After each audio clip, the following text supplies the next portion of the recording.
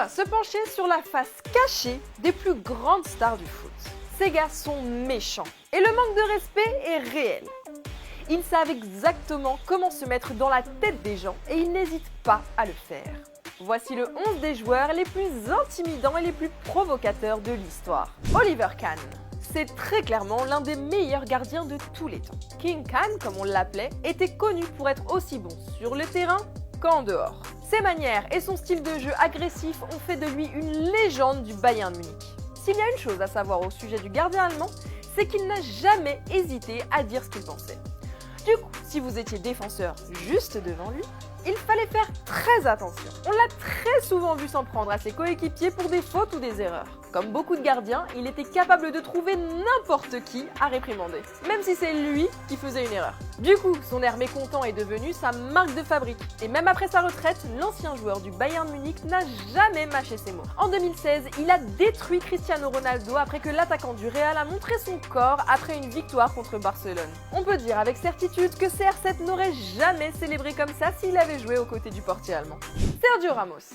Beaucoup de fans doivent l'accepter à contre-cœur, mais Ramos a été un très grand joueur de foot. C'est aussi un joueur que beaucoup de personnes détestent, parce qu'elles adorent ça. Il est doté d'une arrogance naturelle qui irrite les gens. Mais ce qui rend tout le monde encore plus dingue, c'est qu'il est assez bon pour assumer ses actes. Difficile d'oublier ce qui est arrivé entre Ramos et Salah en finale de la Ligue des Champions 2018. Ramos a toujours été accusé d'être un sale joueur, qui fait tout ce qu'il faut pour gagner un match. Et c'était probablement le cas ce soir-là à Kiev contre Liverpool. Alors que les Reds et le Real Madrid se disputaient le plus beau trophée du foot européen, Ramos et Salah étaient au duel. Et ils sont tous les deux tombés.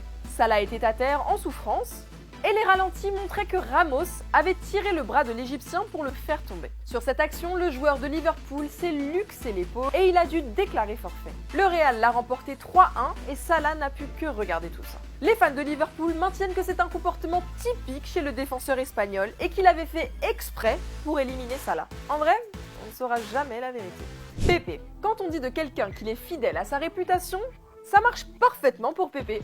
L'un des défenseurs les plus physiques, impardonnables et impitoyables de l'histoire. Pepe entrait dans la tête de ses adversaires avant même d'entrer sur le terrain. La vérité, c'est que personne ne savait ce dont Pepe était capable. Parce qu'il pouvait faire n'importe quoi. Ça a conduit à la peur. Et ça a fait le bonheur du défenseur portugais. Son style très rentre-dedans constituait une grande partie de son jeu. Il passe tout le match à embrouiller son adversaire et il est très agressif avec l'arbitre. Tout ça dans le but d'obtenir tout ce qu'il peut. Du coup, Pepe a été expulsé 13 fois dans sa carrière.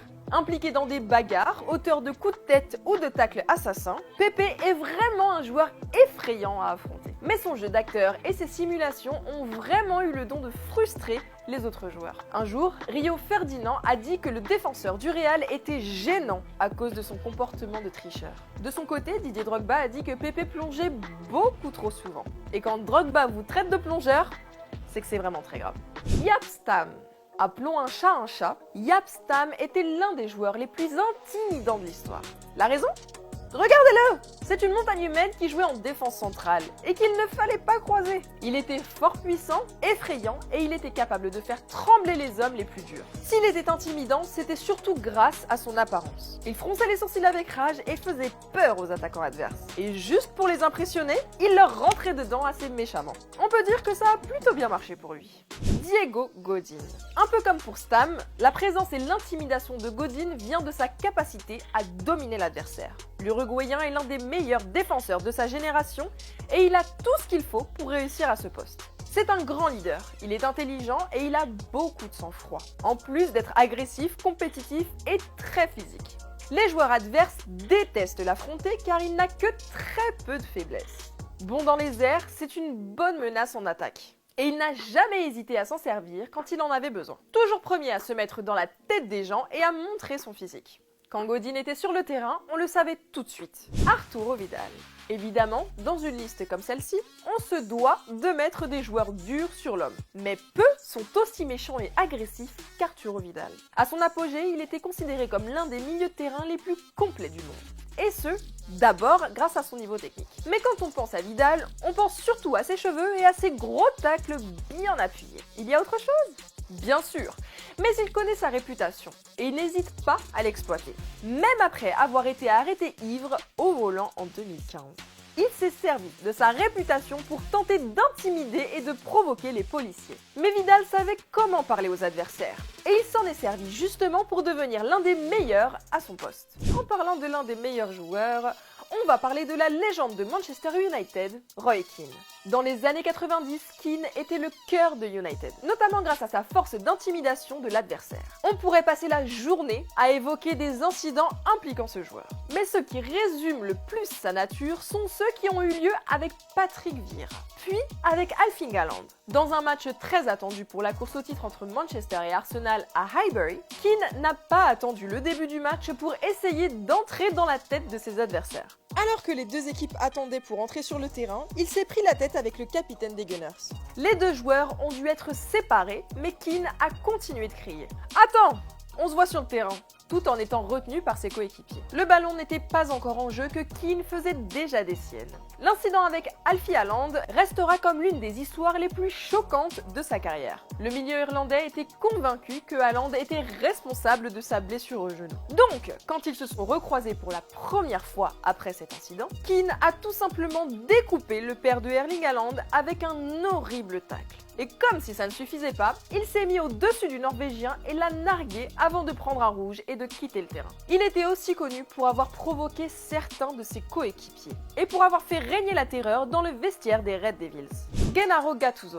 Gattuso nous a fait lui très peur. C'était le cas avant et ça l'est encore aujourd'hui.